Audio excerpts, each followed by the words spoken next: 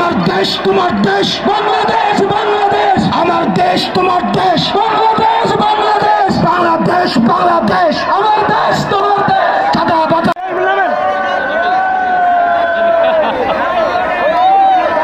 বরিশালের সংগ্রামী সহযোদ্ধারা ক্ষমতায় নিয়ে আসতে হবে। আমরা চাই আগামী পার্লামেন্টে আমরা দাবি করব একই সাথে নদীমাতৃক হওয়ায় আমাদের এখানে অনেকগুলো শিক্ষা প্রতিষ্ঠান। আমি এই বরিশালে আসি 2018-17 সাল থেকে। বরিশালের সাথে একটা হৃদ্যতাপূর্ণ আমাদের সম্পর্ক রয়েছে। আদিব ভাই যখন বক্তব্য দিচ্ছিলেন ওনার চোখের পানি গড়িয়ে গড়িয়ে পড়ছিল।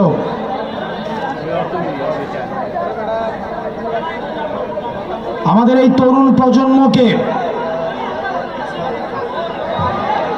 আমাদের রাজনৈতিক দলগুলো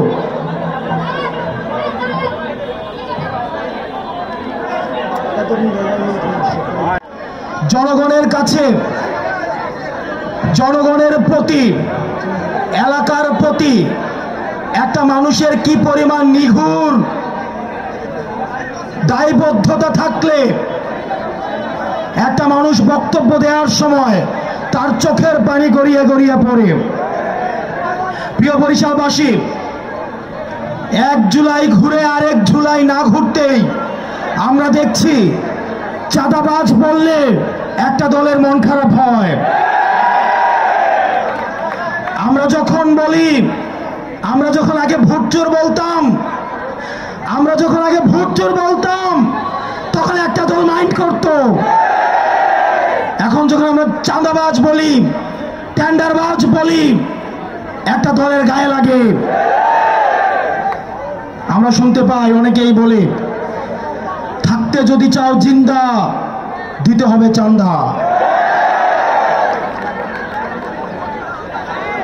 প্রিয় বাংলাদেশের ফ্যাসিবাদ বিরোধী রাজনীতিবিদ, আমাদের ফ্যাসিবাদ বিরোধী রাজনীতিবিদের প্রত্যেকজনকে আমি আহ্বান জানাবো,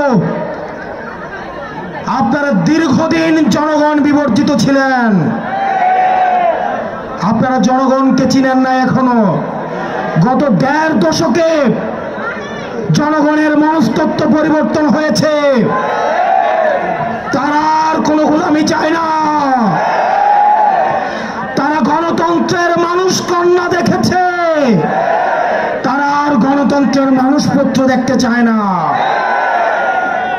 আমরা দেখলাম জনাব মির্জা ফখরুল সাহেব বললেন, যদি তারেক জিয়াকে নিয়ে কোনো কথা বলা হয়, যদি বিএনপিকে নিয়ে কোনো কথা বলা হয়, এটা নাকি গণতন্ত্রের জন্য হুমকি স্বরূপ।